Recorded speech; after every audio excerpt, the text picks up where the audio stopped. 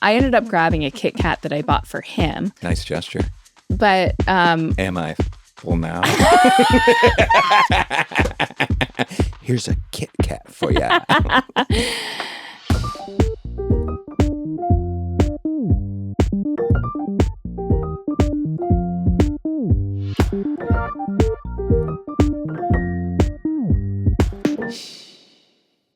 Nobody's listening, right? Hi, Andy. Hello. How are you? I'm pretty good. Good. I'm so good. Yeah, you seem good. You got a different colored lip on today. Well, it's Halloween. It's spooky season. Is it like an orangish tint to it? Yeah, it's like an orange red. Nice. Do you like it? I think so. It's just different. It's not, I imagine like a fire red when I see you popping into this studio. And this is a little different, but you're looking great. I'm bringing some pumpkin spice into the mix. Oh, boy. You know, it does feel like fall. Like yesterday, the weather has changed. I made a vegetable pot pie. Our daughter made pumpkin cookies. We played football. Yeah, it was like just a lovely, I puzzled. Yeah. I did a puzzle. It begins. I cried at night and You felt did. like fall. Yeah. Do you want to talk a little bit about the crying, or should we first see if anyone's listening? Oh, yeah. Is anyone listening? A couple people. Really? Real quick shout out. You got so much love this past week for your grout work you did in the kitchen by using, what was the product in case people want to know? The Clorox bleach gel. Yeah, you threw that on the kitchen grout and whoo. But this was one Glorious. comment I saw. This is from Frog808 on Spotify. Love the ep. Merch idea. At 15:38, Elizabeth says, "We mop and shit like that." And for some reason, it's hilarious. That could be a great soundbite or drop or a t-shirt or something like Yes, that. I'd love to have a t-shirt that says "We mop and shit like that." And By the way, the grout work, you can see the before and after, which I obviously discussed last week, but people were genuinely blown away yeah, on our Instagram, which is instagram.com/nobody's listening right. look at you. This one was from Smelliana G. I'm probably getting that wrong, and I apologize if I am. This is going to jog your memory about something, and this is just too small of a world. Longtime listener, first-time reviewer, you two are always a delightful respite from daily life, and as an East Side LA resident myself, so many of your hyper-specific references resonate deeply. So I'm like, oh, okay, fellow East Sider. Yeah. Then it takes a turn. Oh, On a darker note. okay. I attended a wedding in England this summer where both spouses were doctors. Oh. In the lead up to the festivities, I noticed that everyone kept referencing a Mr. Hopper. A Mr. Hopper. Hey, do you need to take it? I'll get there. It's just reading. I'll stop reading for the rest of the show. Okay, carry on. Go ahead. Because if you ever need to take a pause and Stop it. I get it. what, you whistle, the lips, the teeth, the tip of the tongue. Oh, is it a mouth issue? Yeah, it's like your muscles need to wake up a little. Okay, here we go. I'm going to start over. The whole Over? thing. No. Okay. In the lead up to the festivities, I noticed that everyone kept referencing a Mr. Hopper, who I was not familiar with. Turns out the bride and several of the guests had been med students trained by Neil Hopper. Now, does that name mean anything to you? Yeah, was he invited to the wedding and he just couldn't make the last leg of the trip? 1,000 points. That's the guy who loved to get amputated. Yeah, he got amputated. We talked about him a couple Sexually, he episodes. loved it. Yes, but that Still is confused by it, but just- I'm confused. The clarity I want is like if it's a kink, I thought that you get off on it when it's happening. But for him, it's like I think he gets off on it having happened. or of having it in the situation. He's got no leg. He got rid of his legs. Maybe he likes that during the situation. He likes to see. But nothing. Also on this note, they said that according to them, he was the absolute last person they would have predicted would have an extreme fetish. And that's a good classification of this. Or go to such lengths to satisfy it. And that's a good way to describe that as well. For sure. About 2.5 feet. You just never know who you know. I hope we can all move past the Stigma? and stigma. Let's not kink shame. No, We don't kink shame we here. don't kink shame. Not on Nobody's Listening Right.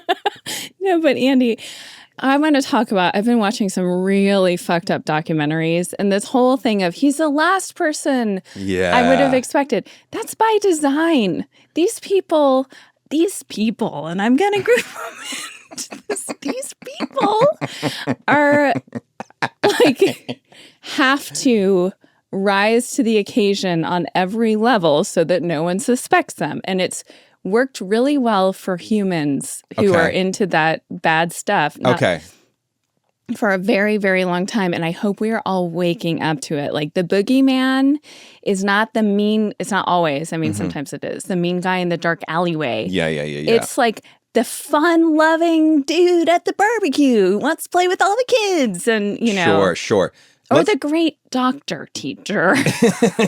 Let's take a quick inventory in our lives of any kind of darker characters that were surprising or not surprising to us. Because in some cases, I think you go, yeah, man, that guy was creepy, right? But I have a former teacher that definitely I skirted some bad things. And he ended up going to prison for bad things. Yeah, he took you out in a van during an overnight trip with your... What grade were you in? 9th? 10th grade. 10th grade. It was like an overnight trip. And his whole thing was, does anyone here smoke? Yeah. I don't want any of you kids having to go through nicotine withdrawal while we're on smoking in the school van. But anyways. And he never made a move. No. But he later went to prison, right? But it was very sad. Can I say this? And we can edit this out. No. I don't want to talk about that. Well, no. Okay. I'm not going to name names or anything, but we recently did have to break it to a friend of yours who really admired him. And somehow did not know this news. And opened his mind up to like certain things in life not having to do with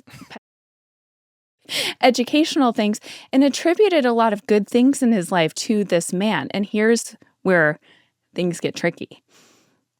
These people, once again, people. Yeah. There is always truth and good mixed into the bad. It has to be that way. Sure. So this friend of ours who really looked up to him and always thought of him fondly and like, oh, he changed my life for the better, was really obviously disappointed to hear that years ago he went to prison. But similarly, you know, my voiceover coach, he taught things that in voiceover are true. Like, you have to feel the feelings that you're sounding out. Why are you laughing? Because you laughed. Are you about to say something not nice? No, because you started laughing because you have the twinkle in your eye thing. Go on. Well, it's my own. I know. It's my own thing. Yeah. Well, I just think this is something interesting and it's illuminating. Like, it was very confusing because he was a good voiceover teacher. But he used that, and I would say... We don't know if he was a good voiceover teacher. I guess he wasn't. He's a very bad voiceover teacher, to be very clear. That's true. And also, like, I paid him to not teach me and to basically just groom me. He's a horrible He's a bad guy. Yeah. Peter Rofe. He's still out there, had no consequences. He groomed, like, many, many tens of women that I know personally to assault them. In some cases, you know, it's very, very, very bad. Just so... people know, I might just silence a few of these words at the top of the show so we don't get like on YouTube you can get flagged and stuff if you talk about this kind of extreme stuff at the top of the episode. The context will be there, but just if you hear silence for a word, you just fill in the blanks yourself. Okay. But anyway, bad guy who took advantage of me and groomed me for months and then like put me in a very bad situation that I luckily assaulted me, but not in a horrific way, luckily. But I got out of it. But some other women were not as... lucky. Yeah. So, but that guy, and let's talk about teacher guy. We also know, I know you're going to get uncomfortable because you're going to think I'm going to give too many details about this, but I won't. But we know a priest that went rogue, right? Rogue priest, like the only priest I know went rogue really well. Yeah, and like stalker vibes. Sure enough. And that just goes to like, we're not meant to turn off our sexuality. Well, that gets into a whole other thing. But I want to do an inventory real quick. For adults. Just real quick. Okay. The teacher guy in my life, it's pretty easy to go like, oh yeah, that checks out. So not a huge surprise. Plenty of people could say nice things about this guy, and maybe he was a great teacher, as it sounds like, right? But similarly, he was like, hey, who wants to go with me to see U2? Sure. That sounds like a cool teacher. Sure. And you were like me. It was REM. REM. Now, priest guy, who we don't know as well, but would you characterize that guy? Are you like, oh, he's a nice guy? Or is there a part of you that would be like, No. I get it. And by the way, I knew him growing up. Mm-hmm. Absolutely. A great guy. And I think, everyone who does something bad, like the worst people you can imagine, like who are some like really bad serial killers, let's throw them out, had people who loved them or at least wanted to love them. This is not where we're landing, where I thought we would land, this is a to be fun honest. Discussion. I thought... Fall. I feel like in Spooky. all of these documentaries, they should have clips of some people that's like the neighbor that's like, yeah, I knew he was that fucking creep. Like, I think there are people in these people's lives that also do know. It's not always a surprise. I actually think that you're wrong. I think that that's more and more the case now. I truly think some of these people are so good at what they do. Now, like you and I would be like, he's creepy just by virtue of him being a priest and being like in the mix and jovial and stuff. I would be like, I don't know about you. Oh my God. I want some like alcoholic priest that's like doesn't like to be around people. You want like his least amount of charisma. Exactly. And you want the priest to just be like... doesn't like kids. Yeah. Yeah. So... those red flags are being raised more and more. But I think even circa like 30 years ago, there were plenty of people, and there are, I mean, it's so sad it's documented, people who now are adults are saying, hey, by the way, Uncle Johnny Boy used to, or whatever. Take that out. Yeah, I mean, yeah. Whatever. But that's an example. Yeah. You can fill in the blanks. And but, we're not laughing because it's not funny at all. Go on. But the parents are like, no, there's no way they could have. But sometimes that's more of a protective denial thing sometimes too. I know. You've watched enough of these documentaries. Okay. I mean, you watch one every single day. I do want to talk about more of this, actually. That's okay. Is this a nice moment to talk about our creepy story that we're going to be sharing with the world soon? Yeah, I think this is a great time. Okay, so we shouted it out last week, but we're actually going to play the trailer this week, which I'm so excited about, for our new show coming out called Beth's Dead. Yes. Now, it's a 10-part series. We made it with Monica Padman from Armchair Expert, St. Monica, who's now become a very, very close friend.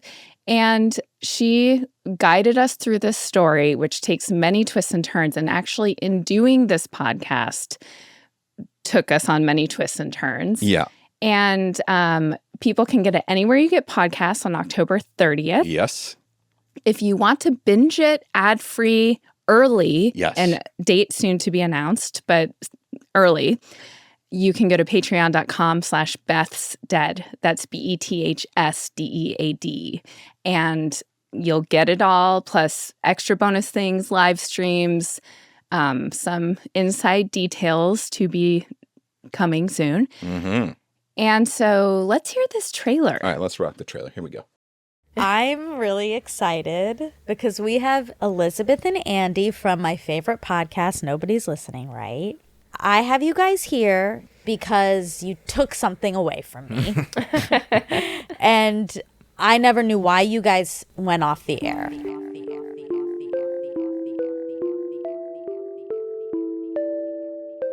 Elizabeth, I wish I could give you a hug so bad right now. My husband told me that you, Elizabeth, were one of his I'm biggest. surprised to I'm a have not heard from you 28-year-old about this dancing yoga development. This instructor, makes me though I worried use a for you. different Are you all right? This makes me worried for you.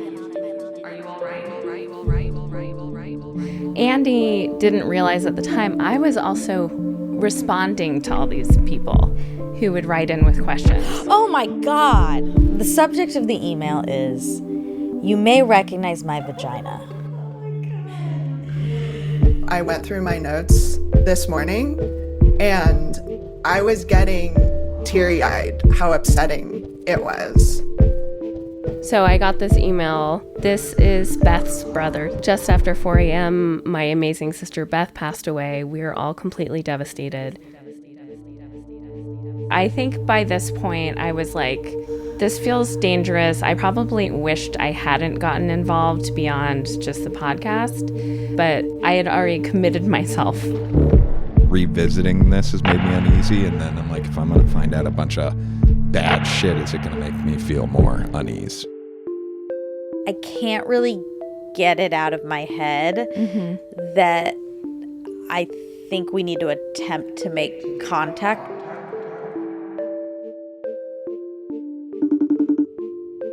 Okay, deep breath, deep breath.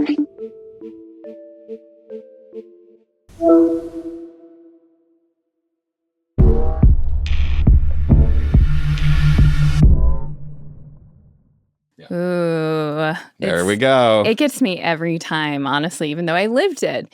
I am so excited for everyone to hear this. It is, I hope, perfect for spooky, creepy season.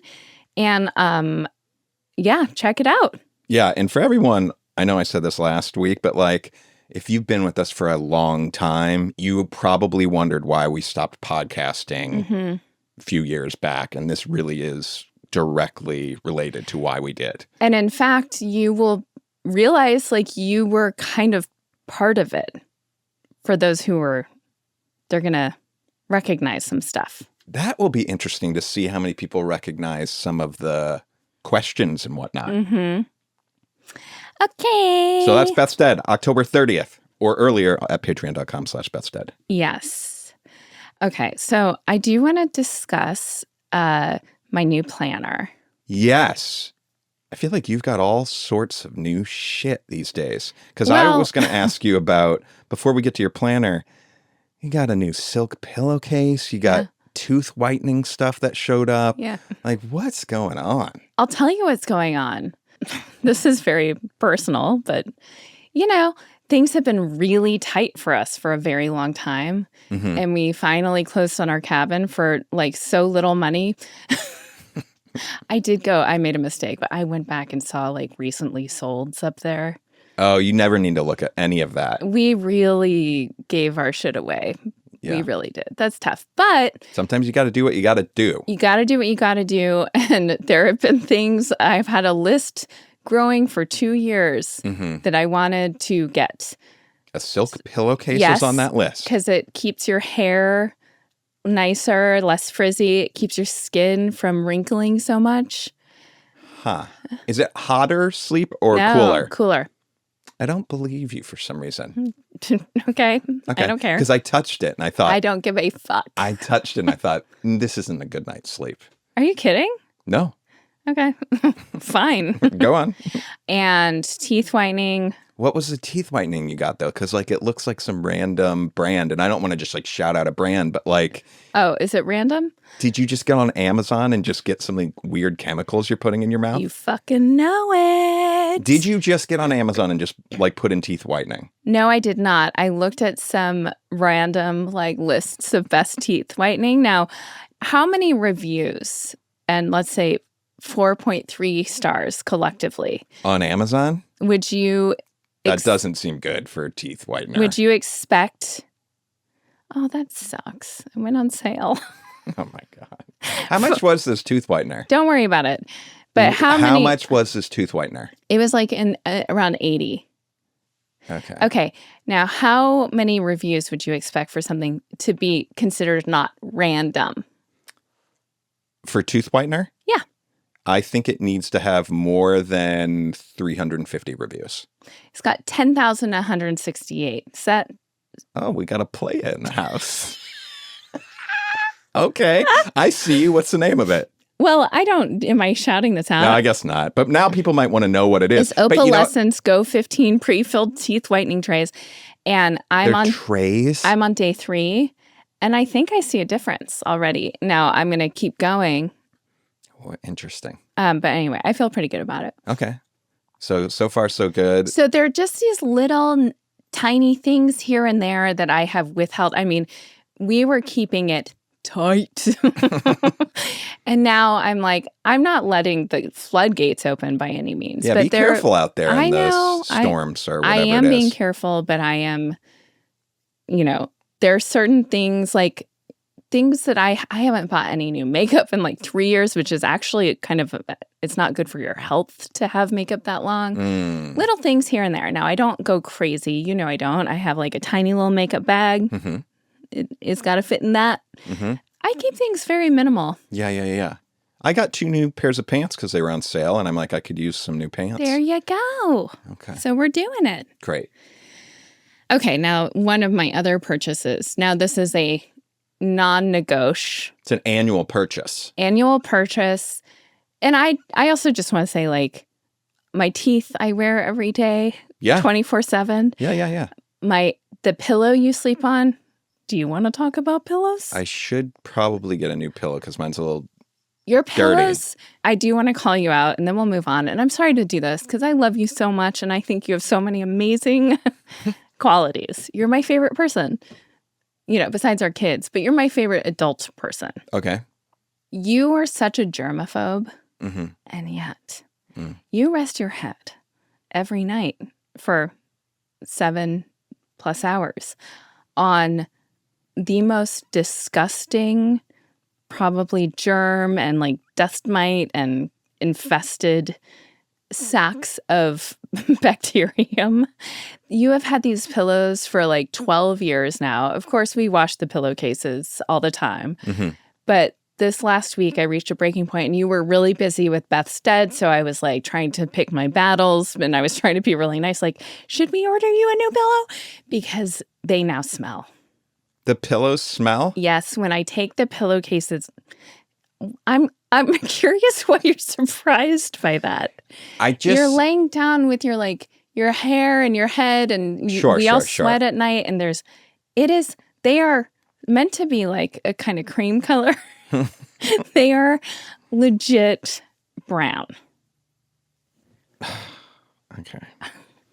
It's just so hard to find a pillow that you like. They don't make one of the ones there that I like. There was a pillow that I once bought at the Wynn in Las Vegas, and boy, that was great. Then I tried getting another one, not the same, didn't deliver. Then there was a pillow by some company called Fieldcrest, which that pillow was great. They don't make that anymore. So then I get a parachute pillow. And I'm like, I kind of like the parachute pillow. But then I get another one, and it's not the same either. There's no quality control. And I'm a very finicky sleeper. And so it's a really tall mountain to climb for me. Well, this is perfect. Our listeners come through so many times in so many different ways.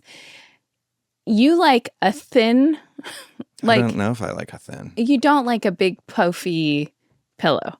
You like one that like gives and will end up being relatively flat, but still has some fill. So if there's something like that out there that people love, we'd love to hear it. And I'm okay with investing in, No, it makes sense. Right?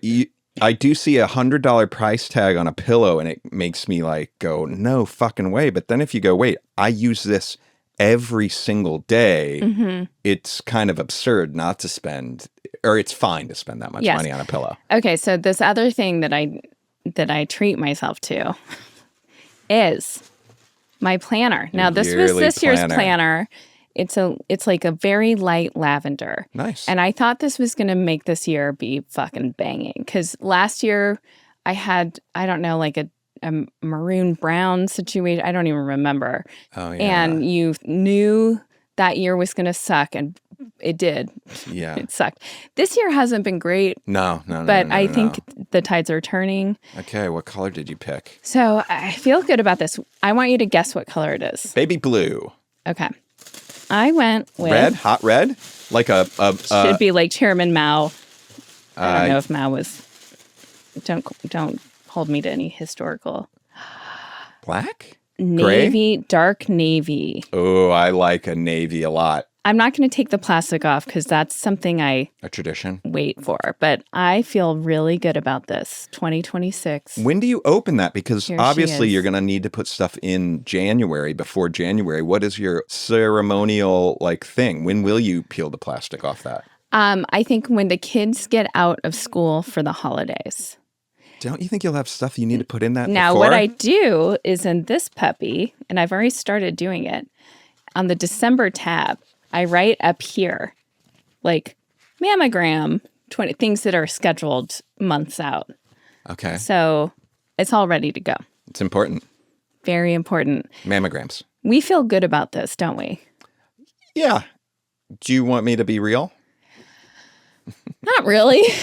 Like, can I tell you something? I do love, I mean, you can. This is the color I would have gotten. I love that color. I just don't know if, like, you seeing it every day, does that sum up your year? Is that your year? Is Navy? It's a year of seriousness and okay, I like that. but also in the seriousness, lots of joy. But I had this light color. I was going for something, and it served me just fine. This past year, you wanted to get messy, was your slogan I want for to the year. stand on business this year. Then that works. Okay, thank you. And it would be too soon to do like a green again, which you had a couple years ago, which, let's be honest, that was a really tremendous color on you. That's the color you want, but you can't do it every year. No, you can't. Okay, great. Well, I feel good about it. I do think that I am feeling weirdly with everything going on in the world. I'm feeling more present and joyful, and I think it's because I am also embracing, like, I need to stand on business. Does that make sense? Yeah. It's kind of like clock in, clock out, and then really appreciate what you have. Yeah. The people you have, the little moments, the cat you have, the little moments of joy. For example, I got at Marshall's this little Lazy Susan, like, scalloped table thing that goes in the middle of our table. A Lazy Susan. Yeah. It spins. Love so it. you can put condiments on there, or like if you're serving a family style meal. Yeah. That thing has brought me so much joy. Yeah. I love that thing. I like it too. And every time, last night I made this big veggie pot pie. Yes. And to go and set it down next to that and then put little knickknacks and paddywhacks on it, it makes me so happy. Yeah. Andy, Yeah. I'd love to give some serious love to a sponsor this week, Quince. Yes. I am wearing, I don't know if it's fully on display, this gorgeous sweater that has these incredible, beautiful fall buttons. Best buttons I've ever seen. And by fall, I don't mean like pumpkin. They're just very cool, classic, beautiful, large buttons. I'm going to be living in this. I can tell I also got a wool coat from Quince. And did I not say to you this morning, I am truly obsessed with Quince. It is ethically made. It is so well priced, and the quality is unreal. Yeah. And I am so excited for everyone to get on the Quince train just like I have, especially this fall. The stuff coming out is so beautiful, so classic. They're going to become staples for you for years. So keep it cozy this fall with long-lasting staples from Quince. Go to quince.com/NLR for free shipping on your order and 365-day returns. That's QUINCE.com/NLR to get free shipping and 365-day returns. Please support our podcast. We really want to keep them as sponsors because I truly believe in the product and the message behind their company. So that's quince.com/NLR. Now, yesterday I was trying my best. One of our kids had a bonk on his head. Mm-hmm. And so we said no screens and stuff like that. Just that's a precaution you take in case there's a concussion. Of course there wasn't. And it's hard to tell what's what. And sometimes. anytime there's an excuse to not give them screens, we kind of have to jump on it. Take the moment. So then I set up, let's do a puzzle, and like took the time. Now that was really nice with the kids, putting the puzzle frame together, like the edges. And then I made a big pasta salad for lunch. Then I took one kid to swimming. Then I took the other kid to Vaughn's to get the ingredients for pumpkin cookies. I help them make, not very hands off, but I still help them make and clean up after the pumpkin cookies. And then I made the pot pie. Yeah. And I was like knocking it out of the park. And it was also my mom's 80th birthday. Yeah. And then I kind of reached my breaking point because there were some meltdowns along the way that I was trying to handle gracefully. Such a hard part of parenting for me is holding the space for their feelings and not getting triggered. So like to teach them that their feelings, you can hold the space for their feelings, and not that you don't have any sort of reaction. Of course, you should react if your kid's having a hard time, but to not like be like, I have a hard time with your hard times. Okay. Is really sometimes very hard for me, especially when it kind of is like one thing after the next. Yeah. And I kind of lost it last night, and I was like, I need quiet, which is when they take the opportunity to start singing. And then I say, can I please have 5 minutes of quiet while I puzzle? They can't do it. Start humming. Then it's, oh, do you think I'm such a bad singer? It's like I lost my mind. Yeah. So I cried in the bedroom. I tried not. You were crying? Yeah, I didn't want them to see it again because I don't want them to know.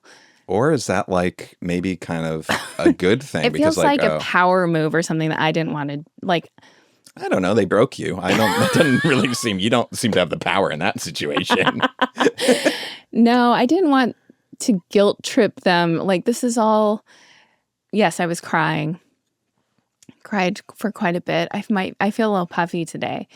But then later, of course, they both came in and apologized, and I apologized for snapping, whatever. And at the end of the day, all this apologizing, I get it. I think it's probably you guys probably had a sweet moment. Yeah. But like sometimes I feel like we need to be like, shut the fuck up, and then never acknowledge it again and not apologize for snapping at them, because I'm like, you guys don't understand sometimes. It's time to be quiet. Well, I reiterated that, but I did apologize for like, I could have done it in a better way. I think I did snap a little bit. And I think that is good modeling. When someone apologizes to you, I think it is important to kind of look at the whole situation and go, oh, that's so lovely that they're coming and saying, and an apology to me is like, I wish I hadn't done that. I will be conscientious to not react that way in the future.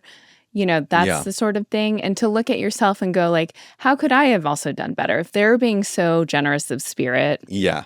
So I try to model that.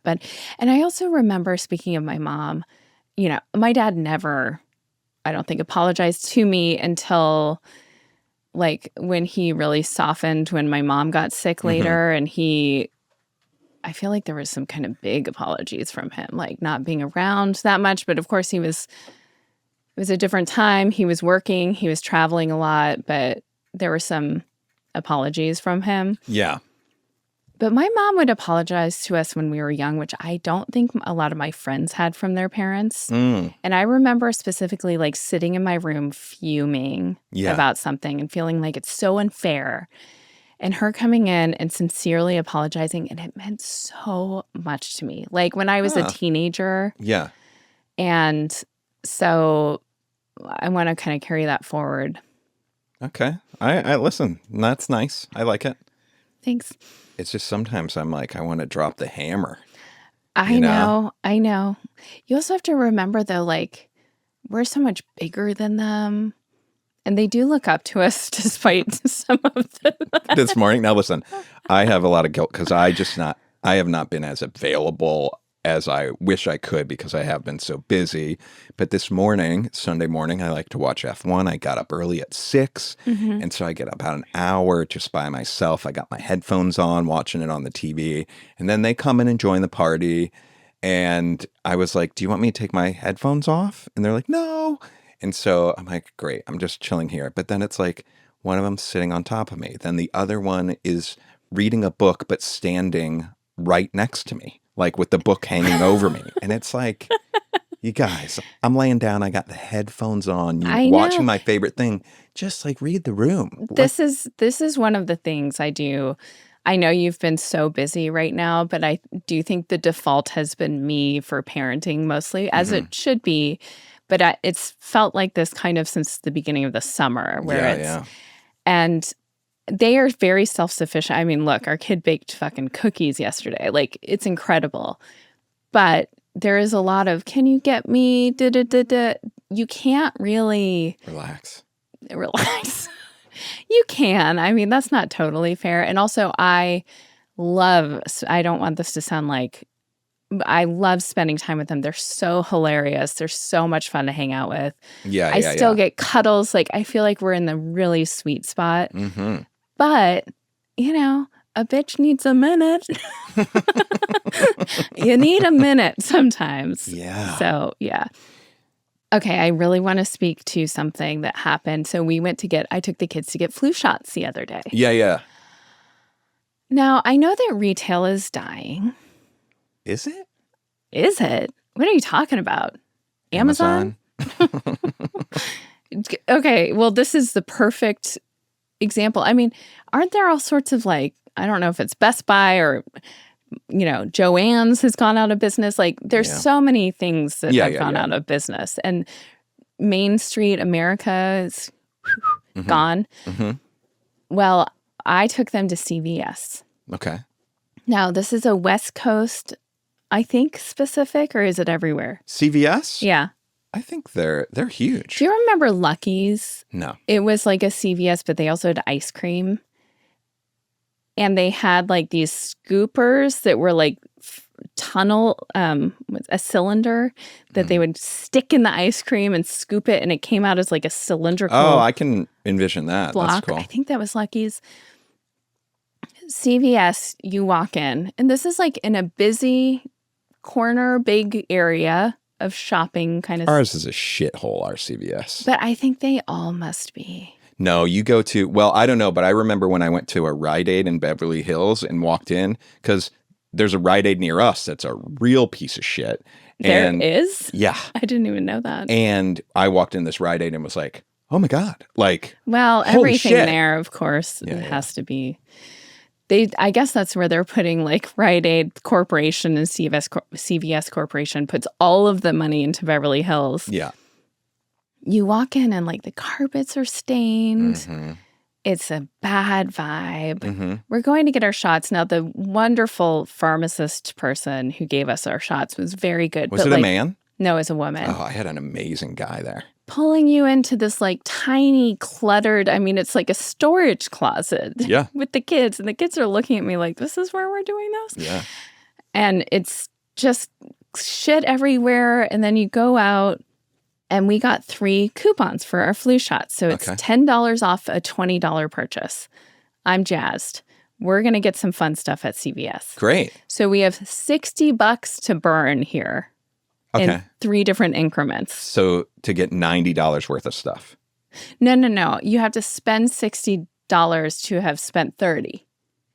So it's $10. It's not, your math's not working. Okay, I got 3 coupons. It's $10 off a $20 purchase. So you have to spend $20 to get that $10 off. Then you have to spend $20 to get that $10 off. So okay. So total though, you were only paying 30, a little over $30. Correct. So Jesus Christ. Anyway, we go and stock up on some fun stuff, some children's Benadryl, some stuff that I've been like, we just haven't had around town. Time, yeah. And get up there, and I noticed a few things. First of all, these employees, God bless them, they're working in a joyless place. Quick tangent in the store. You know where you go up to give your prescription at that store? Okay, when you're standing there, it's one of those pharmacies that when they close up shop, they have the big, like a gate that comes down, right? That gate is only from the ceiling to like, I don't know, shoulder height, or you know what I'm saying, right? So the pharmacists are behind, and when that gate's up, they can see the like little channel where the gate would go in, right? Yeah. Does that make sense to you? That channel, which is probably like, 30, 40 feet long? Yeah. Is so dirty and gross. I'm like, you're looking at that all day long and you're not just like taking a rag to it. It is fucking disgusting. But I don't think there's like money for housekeeping happening there. And Someone's maybe, coming to clean at nights, but that I gate's don't down know. though. That I actually don't makes know. sense. Oh, the gate's down at night. Okay. I know. As an employee, like you would think, but maybe they just resent the whole situation so much. That's tough. So I had a wonderful employee helping us out. Mm-hmm. It was a slow process, though. I'm not going to lie. You know, asked for my ID and then kind of said, never mind, don't worry about it. I can tell how fucking ancient old you are, lady. But wait, what were you buying? For medication. This is another They got to thing. scan your ID for that stuff. No, he entered my birth date and he was young, but it did sting a little bit that he goes, oh, never mind. I can also tell. And I go, oh, that I'm so old. And he goes, sorry. And Well, listen, I know. we're I over know. 21. Clearly. Undeniable. It really shouldn't sting. No, it shouldn't. It shouldn't. But he almost was saying, like, I can tell you're in your 70s or something. You should have been like, am I still fuckable though? Right? That's because that's the insinuation, right? Ew, Andy. So Hello, is it not though? it is. Okay. Okay. So that kid really, who was helping me out was like really went to bat for me and worked with me through these coupons and stuff. And it was a whole thing. Were there people behind you in line? Not really, That's good. luckily. One of the coupons was being finicky and he asked a manager to come over. Okay. And I was like, I was over $20 and she goes, you just got to play with it. And she goes, just scan something else. Like, and so, to get me the $10 off. I ended up grabbing a Kit Kat that I bought for him Okay. to have. Nice gesture. But Am I fuckable now? Here's a Kit Kat for you. it was so awkward though, because I go, well, what do you like? And I wanted to surprise him and be like, well, here, this is for you. And I thought What it was the preamble to what do you like, though? Was he clocked in that you were doing this? Or were you like, what kind of candy do you like? How did it come up? I thought the context of scan something else and I'm going, what do you like would, but there needed to be more context. Okay. And he was like, and I, in the meantime, had grabbed a Kit Kat to be like, is this it? Yeah. And he scanned it and then he goes, I guess York. I was like, oh, I'm sorry. Whatever. So just play with it was the system for the manager. Now, in the meantime, another guy has come up and done the self-serve situation. Yeah, sure. Which, by the way, has so many signs around it, like duct tape to it that's like, if you can have this card, but not this card, and you can blah, blah, blah. Like, there's so many rules. It just says, like, this isn't going to work. This isn't going to work. And he comes up and he held up something that looked like it might be expensive. Okay. And he goes, I just want to make sure this went through. And they go, what? And he goes, I use this self-serve. I want to make sure it went through. So he's being a good Samaritan. Or is he playing a game? They go, it went through. They don't fucking care. Whoa. I was like, this place is falling apart at the seams. Now, something that made me really, really sad at CVS and at Vaughn's, Okay. the stuff that is behind lock and key. Yeah. Formula. Yes, check. Why the fuck? This really, really, really bummed me out. And I'm going to get emotional even thinking about it. Diapers. Yeah. Formula. Why are these things behind lock and key? Well, it must be that they're high theft situations. They cost too much, and when people need them, they actually really need them. So they're high value. Mothers are trying to feed their babies formula that they need by diapers. And this goes to like the pink tax. Like, why are our period products so expensive? It's like toilet paper for you motherfuckers. You take a shit. Yeah, you need toilet paper. I know we buy toilet paper, but in public restrooms, generally speaking, there is toilet paper. Mm-hmm. And we have to like pay so much more for all of these things. And I know that obviously we are privileged to have a family that has a father in it, but that is often not the case. It's single mothers. Usually, if there's a single parent, it's a single mother. Mm-hmm. And they're having to resort to stealing formula because it is so fucking expensive. And now we are punishing them. So even if you're buying it, a tired, exhausted mom who's going out to buy formula has to go through the rigmarole of finding the one goddamn employee, figuring out, opening this thing for them, getting the formula. I'm like, it makes my blood boil. Our country is so fucking backwards, and it really bumps me out. That's my little... and then also CVS is going under. It's clear. Like, they are on their last breath. It's a death rattle. Then are we just going to get everything from Amazon, like even pharmacy stuff, I guess? Oh, so depressing. What a weird... We're literally all just going to be inside our houses and never leave, and just like little drones are going to bring us everything.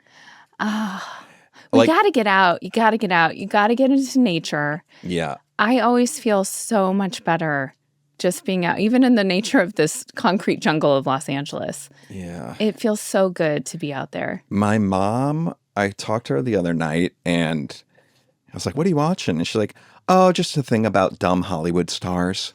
And I was like, what?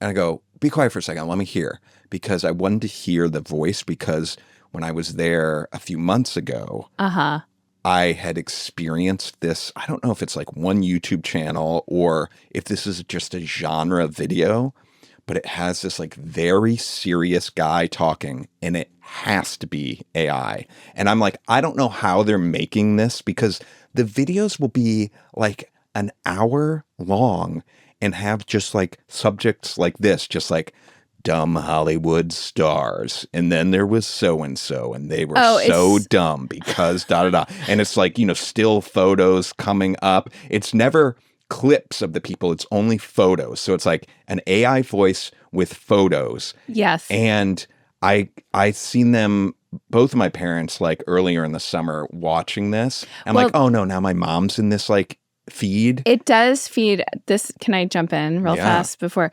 So I was watching this thing. This is funny because I'm complaining, but I want to try not to complain. Now that's different from pointing out like injustice in systems. I do think it is. Like, if you're just complaining about your own thing constantly, those are neural networks that you're digging in. And basically, it keeps you from thriving, because your brain then starts to look for, it wants like what's comfortable and safe. Yeah. And so it starts to look for things to complain about, thoughts. Sure. You shouldn't believe your thoughts, but the thoughts that are going to start to happen are going to be the ones that are complaining oriented.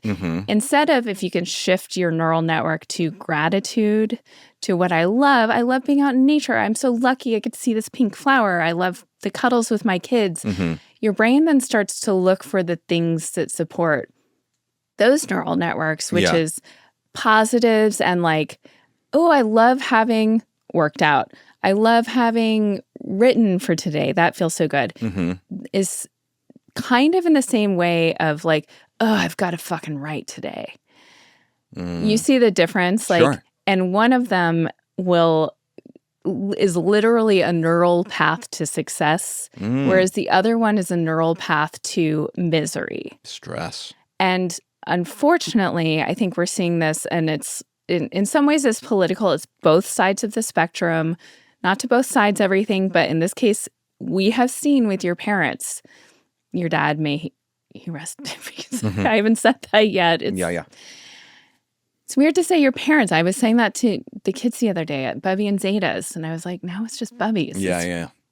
But they were watching very, very left-leaning like TV that's still, I think there's more truth in it than the far right-leaning TV, but both versions capitalize on this outrage hit. Fear and outrage, that people get. Yeah. And so it's delivering everything in this way that's like, kind of the preaching I just did, this outrage, which is warranted in sometimes, in some ways. Yeah. And hopefully leads to action.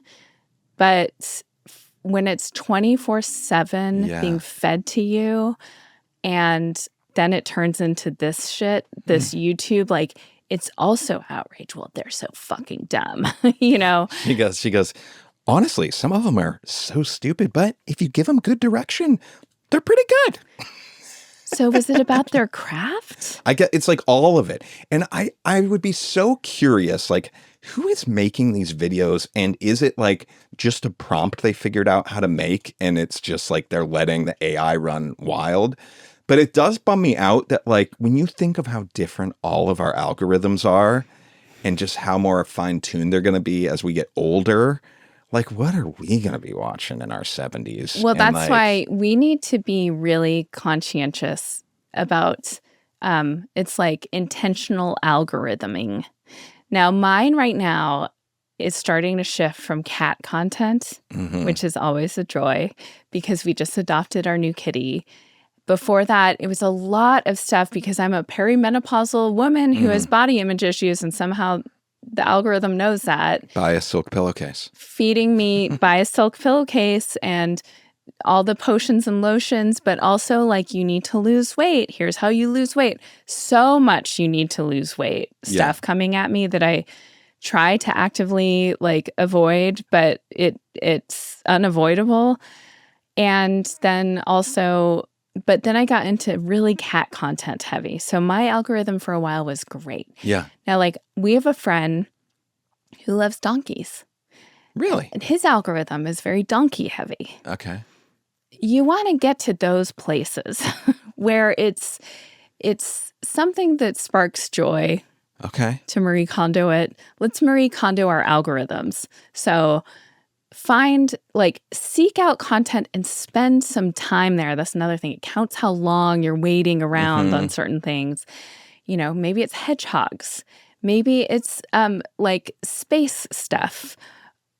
Origami, like our son could have a really cool origami algorithm. Yeah. Stuff that's not raising your blood pressure all the time. And then be intentional about where you're getting your news. Like I really think places like BBC or international news sources are usually good. Yeah. I really like, if you're left-leaning, Jessica Yellen gives some really interesting, very calm and measured news. I also subscribe to, you have to be intentional, but I don't want it coming up on my Instagram when I'm just going to pop in. I want some funny cat falls and pratfalls of, animals. I love We Rate Dogs. Shout out. So pick wisely. And you have to constantly stay on top of it. Yeah, but my point is, by the time we're like even older, we're just going to be like, they're going to have us cooked with some sort of algorithm. We're so cooked. We're so cooked. We're just going to be like brainwashed into like whatever they want us to think. We have to have more and more of these no screen days. This weekend has been a no screen weekend. And it's, I think, going to become life and death. Like literally. It's really hard though, because it's so our go-to, like most people. Yeah. Yako, Jago. Podcasts. What about them? Okay, let me ask you this. We're in the podcasting space. We discussed probably 6 months ago, like we got a podcast generated for us about how to like market our podcast. Oh, right. Yeah, that was like the Google Gemini thing we did. Yes. And I was like really uncomfortable with how it did suck me in, and it sounded pretty human. Yeah. It was a male and a female voice. Yeah. And I found it pretty compelling, although then I left going, I don't really have that much information, but they talked for 15 minutes. I was like flattered because they were speaking kindly about our podcast, which is something that AI does. Like it tells you what you want to hear. And it is a little scary that like there are going to be all these AI podcasts. How do you feel about that in regards to our future as podcasters? Well, I was listening to an interview with that huge podcaster, the Diary of a CEO guy, and he was talking about how they're doing tests on it. And that guy has like literally, I think, if not the biggest podcast right now, almost in the world. So it makes sense that his company is like looking at all that stuff. But like he was saying that the tests they've done, there doesn't seem to be a difference, that audience like the AI version just as much as the regular, which I was like, what? That's crazy. But for us, it's like, would people, if they could choose to hear us talking, but they could decide what we were talking about, would they want that more than what we're just talking about? Probably. Like, that's kind of weird to think about. Because like, they could be like, I don't want to hear her talk about fucking formula, or where was all the funny poop talk?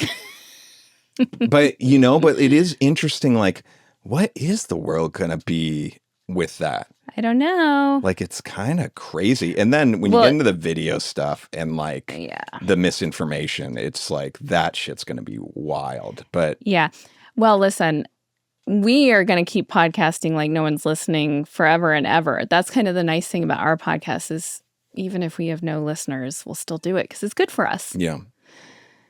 Okay. Can we talk about really dark documentaries? Yeah. This is such an uplifting. I was watching this documentary. I think it was like Who Died in Apartment 603 or something like that. Yeah. And it's very sad. It's about this woman, Ellen Greenberg, who I think she was in Chicago and she died. She had like 23 knife wounds in her apartment. Christ. And it was deemed a suicide, which it wasn't. Like, how could someone give themselves 23 knife wounds? Therein lies the question. And basically, her fiance basically told the police, she must have killed herself. And they're like, oh, it's a suicide. Okay, this isn't a crime scene. We don't need to worry about it. What year did this take place? This was 20 or 30 years, 20 years ago. Fuck. So her parents have been like advocating for her nonstop since then, like going through hell and high water trying to reopen the investigation, even though like evidence is, they fucked up. They just fucked up real bad. I thought that it was so graceful. Like her parents did not point the finger at the fiance, but the fiance did it. Like the fiance did it. How is that graceful? Because I'm sure in their private conversations, they're going like, Adam got away with this or whatever. Then what is that graceful? That seems like they're cowards. Like fucking make sure this guy rots in hell for this. No, they're not. They are not cowards. Believe you me, Andy. And how dare you fucking say that about the Greenbergs? Okay. I think because they are so deep into the red tape of this, and their whole thing is about finding out the truth. Okay. That to then say he did it without the evidence. Oh, like they don't want to show their cards. But also like their whole thing is this was so mishandled. We want the truth. We want as much of the truth as we can get with how mishandled this was. So to then go, he did it kind of invalidates their whole position. Okay. Because he did it is just as crazy as going, she commits suicide without the full picture, right? But his 911 call is the most insane thing I've ever heard in my life because he allegedly like came back from the gym and couldn't get in and he busts the door down and then he goes in and sees her. She has like a huge knife sticking out of her chest and he goes, she's bleeding. And then, but the way he starts the call is he goes, I just got back. I went to the gym for an hour. Like he's giving his alibi out loud. It's so insane. But anyway, it did make me think one thing. So the city trying to save face for how bad they fucked up is going, well, she was struggling with depression for a few months before this. She went on Zoloft. They're really leaning into the depression. Okay. And he's really leaning into like, she had been so depressed, but I didn't realize how bad it was, whatever. What a wet blanket. Yeah. And the friends are like, if she was that bad off, like, why weren't you calling us? But also, how do you stab yourself 23 times? No, that's like the main thing. I mean, come the fuck on. That is basically the thing that finally got the Greenberg, sorry, his last name's Goldberg. That's confusing. It is confusing. The win is that a new, like, forensic medical examiner came in and re-looked at the autopsy and was like, she would have had to have stabbed herself after she was dead for this XYZ thing to work. Mm-hmm. And it's like she didn't stab herself after she was dead. So anyway, but what I'm coming to has nothing to do with that, actually. Oh, okay. I kind of was like the friends and family going, why didn't you let us know how bad she was doing if it was so dark? Yeah. I was like, would you ever? I mean, maybe you would call my sister and be like, I'm really worried about Elizabeth. Yeah, if you were in like real dark times. Okay. And I think you would to my family too if it was like dark. Yes, I guess I Right? would. And then like what friends would you reach out to on my behalf? Who are the friends you'd touch base with? Oh, maybe none. I would go to family. Family. Now, I have had a very, very close friend who I was sincerely concerned about, and I did reach out to her brother, and like it was good for us to talk and kind of swap information to make sure that we could find a way to support her the best way we could. So in that sense, like... But you reverse familyed it. You weren't the person, you went to their family. Right. Right? Which I Right. think is kind of the move. Anyway. Or a best friend or something I get. But like, yeah, in general family, I think it's a move. Yeah, I don't know that I would go to friends. Yeah. So the friends being like, why didn't he call me? I was like, well, I don't know that I would. I don't want to give him a leg up here. It seems like you just did. Well, listen, very depressing and a good lesson if any loved one or anyone has died by 23 knife wounds. It's not suicide. I'm saying. I'm not an expert, but Somewhere in the back of the head. I can say Somewhere in the back of the head. And now I toured the LA County crime lab. last year. I was fortunate enough, and it was so fascinating. There is interesting jurisdiction. The body and all things related to the body belong to like the medical examiner. Okay. So a forensic like crime scene team task force that's coming in actually isn't dealing with the body. It's dealing with the scene. Okay. So it's two different departments, and in an ideal situation, those departments have to communicate a lot, and there's a lot of crossover and stuff like that. But it does complicate things quite a bit. Okay. But when something is deemed a suicide, the crime team isn't even there. Who would have deemed it a suicide? The forensics? Police. The first police who were on the scene who just... The fiance goes, I can't believe she killed herself. And they go, oh. And then also, like, he had said he had been escorted up by the doorman to get in, and that there was someone else there when he walked in. And later, the video surveillance shows, no, he wasn't. He was alone. Good Lord. But it's just frustrating. I was watching all these other documentaries with Elizabeth Smart, who was... kidnapped and held captive for 9 months. Okay. When she was a child. Okay. And she now is, sorry, that's my stomach. She now is paying it forward. Not paying it forward. That's so dark. Okay. Let's wrap this up. Please wrap it up. I am, but she's talking to women who are also held captive and like helping them tell their stories and what to look for. And in many situations, being groomed as young girls, like thinking XY, finding vulnerable people.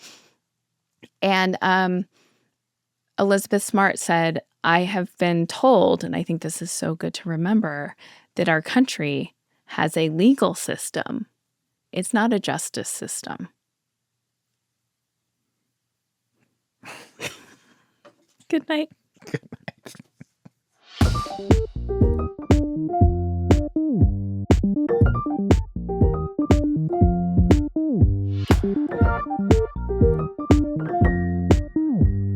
night.